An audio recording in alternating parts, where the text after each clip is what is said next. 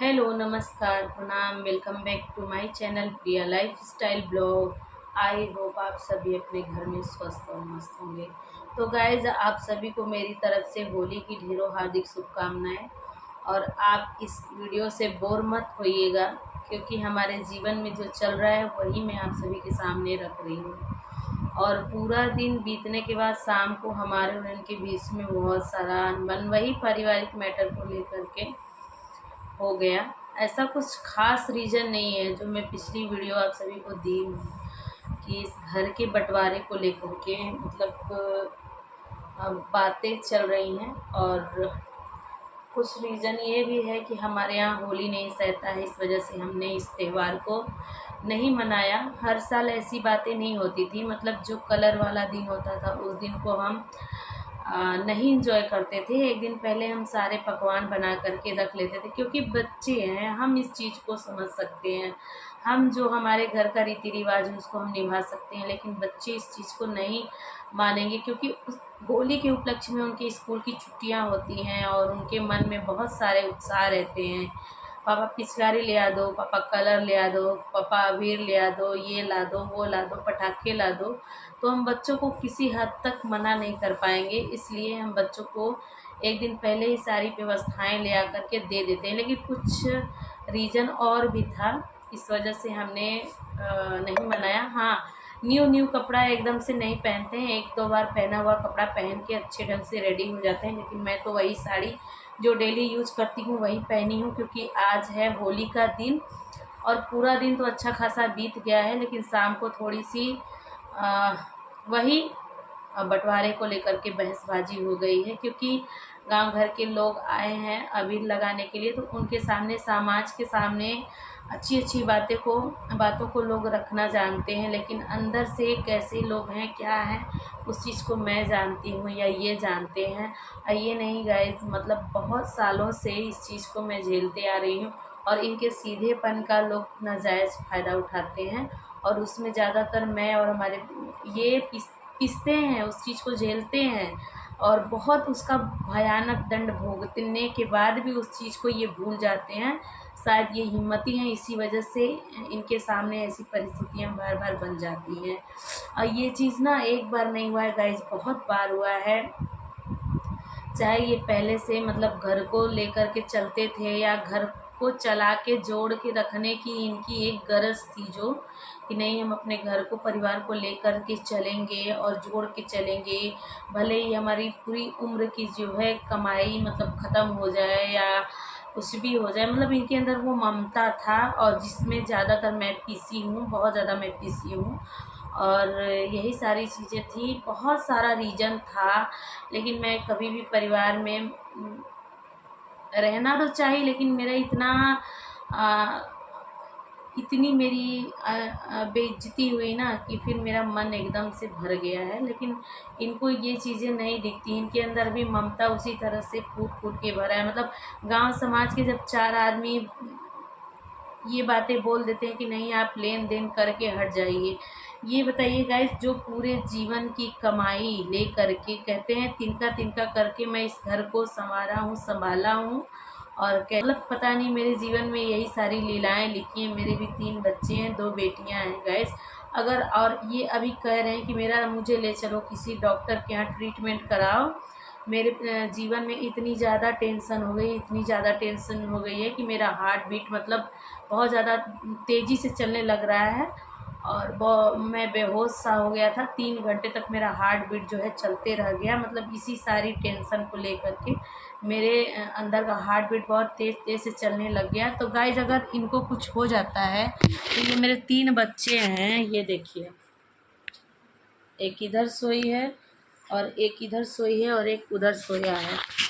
इनको लेकर मैं कहाँ जाऊँगी, मेरे पास कोई धन दौलत नहीं है सिवाय इस घर के। और ज़मीन है गाइस, तो ज़मीन इतना ज़्यादा भी नहीं है कि मैं किसी को देन लेन करूँ इस घर के बदले। और बहुत थोड़ा सा ज़मीन है, तो इस वजह से देन लेन की बातें मैं इसको मना कर रही हूँ कि जो मेरा इस पुराने मकान में जो भी मेरा आ रहा है उसी को दे दीजिए। मैं उसी में अपना, मेरी मजबूरी है इस टाइम, उसी में मैं अपना गुजारा करूँगी। जब मेरे बच्चे उस लायक हो जाएंगे, पढ़ा लिखा करके मैं उस लायक बना लूँगी, तो फिर मैं अपना जो भी ज़मीन जायदाद चाहे कहाँ कहीं भी जहाँ भी है उसको मैं लेन देन करूँगी। लेकिन नहीं गाइस, मेरे ऊपर प्रेशर बनाया जा रहा है, जैसे पूरे जीवन बना बना करके लोगों ने अपनी जो है रोटियां सेकी हैं, मतलब अपना पलड़ा भारी किया है। और इस हद तक मेरे पीछे लोग पड़े हैं कि मैं क्या ही बोलूं।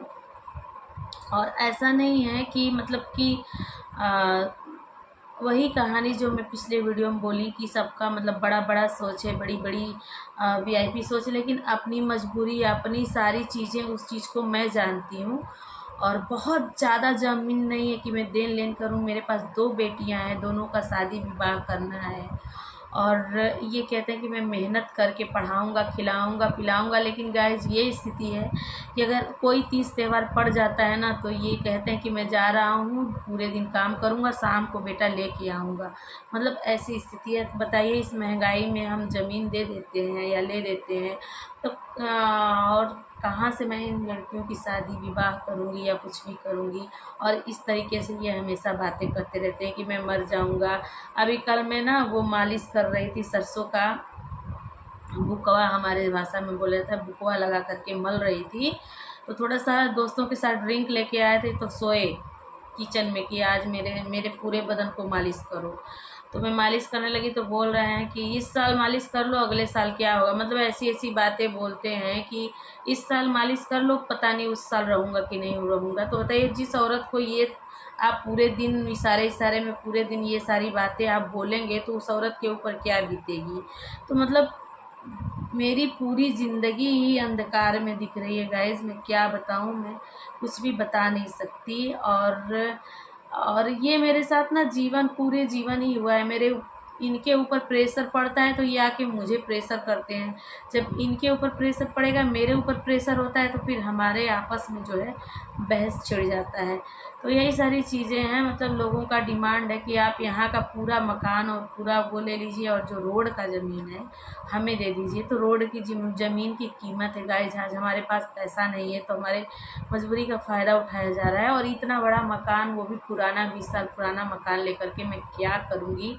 और मुझे इतना बड़ा मकान का कोई ख्वाहिश नहीं है। बस मैं सिंपल सा 2 रूम, लैट्रिन, बाथरूम, किचन में ही अपना गुजर बसर करना चाहती हूँ, जितना कि मेरे पास है। और मैं कहीं भी इस मकान की वजह से फंसना नहीं चाहती हूँ, क्योंकि पिछले 10 सालों से इस घर के पीछे हम पति पत्नी मतलब परेशान हैं। तिनका तिनका जोड़ करके सारा घर का काम कराए, फिनिशिंग कराए, सब कुछ कराए। और अब सोचे कि अब शांति से रहें, 2 पैसे सेविंग करें, ताकि हम अपने तीनों बच्चों का भविष्य आगे बना पाएँ, इनके लिए कुछ जोड़ पाएँ। लेकिन ऐसा दिमाग लगता है, ऐसा दिमाग लगता है कि हम 1 पैसे जोड़ नहीं पाते हैं, दूसरा हमारे ऊपर कर्ज थोप दिया जाता है।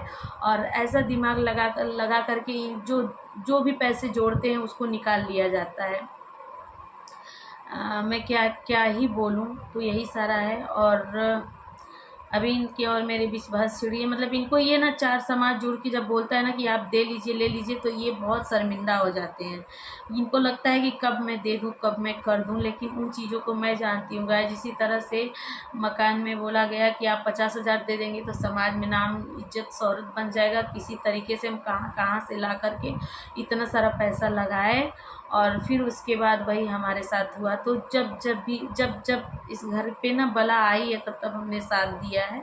और उसके बाद काम निकलने के बाद हमारे साथ इतना गंदा बिहेव होता है, इतना गंदा बिहेव होता है, और इतने गंदे शब्दों का उच्चारण होता है मेरे लिए कि मैं क्या ही बोलूँ इस वीडियो में।